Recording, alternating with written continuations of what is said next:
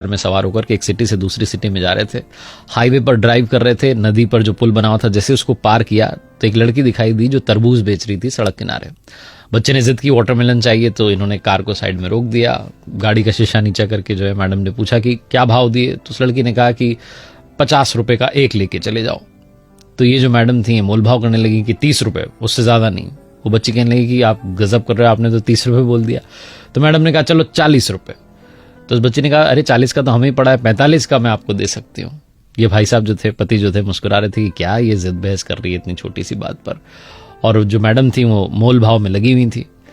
तभी वो जो लड़की थी वो तरबूज लेकर के इनकी जो कार थी उसके पास में आ गई, और जो बच्चा था वो खिड़की से बाहर देख रहा था। तो मैडम थी, उन्होंने एक और इमोशनल दाव खेला। उन्होंने कहा कि अपने छोटे भाई के लिए दे जाओ 40 रुपए में। तो उस बच्चे ने कहा अरे वाह कितना प्यारा बच्चा है, क्या नाम है इसका।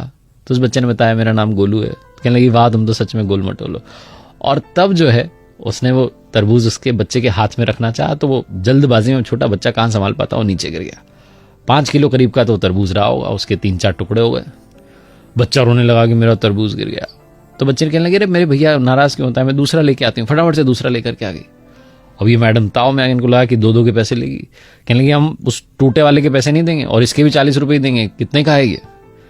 उस बच्ची ने कहा, जो लड़की बेच रही थी तरबूज की, मुझे तो आंटी जी कुछ चाहिए ही नहीं, मैं तो अपने छोटे भैया के लिए लेकर आई हूं, मेरी ओर से तोहफा है इसके लिए। तो कहने लगी नहीं तुम पैसे तो लो। जो पतिदेव थे भी मुस्कुरा कर कहने लगे कि अरे तुम 100 रुपए लो दोनों तरबूज के, टेंशन ना लो। उस बच्चे ने कहा नहीं मैं अब पैसे नहीं लूंगी, आपने कहा ना मेरा भैया है, भैया से पैसे थोड़ा ना लेते हैं। तो ये जो मैडम थे उन्होंने कहा कि अरे ये तो मैंने ऐसे ही कह दिया था, तुम पैसे ले लो। उस छोटी सी लड़की ने जीवन का सार कहा। उसने कहा कि मेरी माँ कहती है कि रिश्तों में नफा नुकसान नहीं देखा जाता, पहला वाला टूट गया कोई बात नहीं, दूसरा वाला इसके लिए मेरी ओर से गिफ्ट है, तोहफा है, आप लेके चले जाओ। जब उसने ये बात कही तो इन मैडम ने पूछा कि तुम्हारे परिवार में कौन कौन है, तुम्हारा कोई भाई है। उस लड़की ने कहा मेरा भाई तो, और ये कहकर के रोने लगी कि कुछ समय पहले ही उसकी जो है डेथ हो गई, बीमार हो गया था, हम हॉस्पिटल ले जाते तब तक उसने दम तोड़ दिया, 2 साल का था वो। मुझे तो इसमें अपना भैया नजर आया, आप लेके जाओ तरबूज।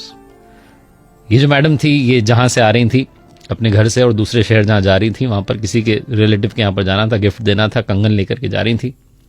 बिना देरी के इन्होंने अपने पर्स में से वो कंगन निकाले और उस लड़की के हाथ में रख दी कि बेटा ये मेरी तरफ से तुम्हारे लिए। वो लड़की कहने लगी कि अरे तरबूज के बदले ये। तो इन्होंने कहा हाँ बेटा, रिश्तों में नफा नुकसान नहीं देखते, तुमने इसको अपना भैया माना, मैं तुम्हारी माँ हुई, मेरी ओर से तुम्हारे लिए, अपना ख्याल रखना और सबका ख्याल रखना। ऐसा बोलकर के इन्होंने गाड़ी आगे बढ़ा ली।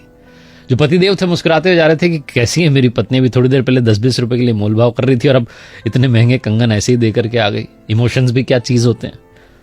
और तभी इन्हें याद आया जो उस लड़की ने कहा था कि रिश्तों में नफा नुकसान नहीं देखते। बिना देरी के इन्होंने अपने बड़े भाई को कॉल लगाया और बोला कि अरे वो वाला प्लॉट आप रख लो, वो बाजार की दुकान आप रख लो, मुझे नहीं चाहिए, मैं कोर्ट में जो मुकदमा किया हुआ है वापस ले लूंगा। बड़े भाई साहब कहने लगे तुझे क्या हो गया अचानक। तो इन्होंने कहा कि वो भाई साहब मैंने सुन लिया है, अब याद रख लिया है कि रिश्तों में नफा नुकसान नहीं देखते। बड़े वाले भाई साहब भी पिघल के कहने लगे कि अरे मेरे छोटे इतने प्यार से पहले बात करता तो बात आगे बढ़ती नहीं, आजा घर पर चाय पीते हैं और सब सॉल्व कर लेते हैं। बहुत छोटी सी कहानी है जिसका सार ये समझाता है कि रिश्तों में नफा नुकसान मत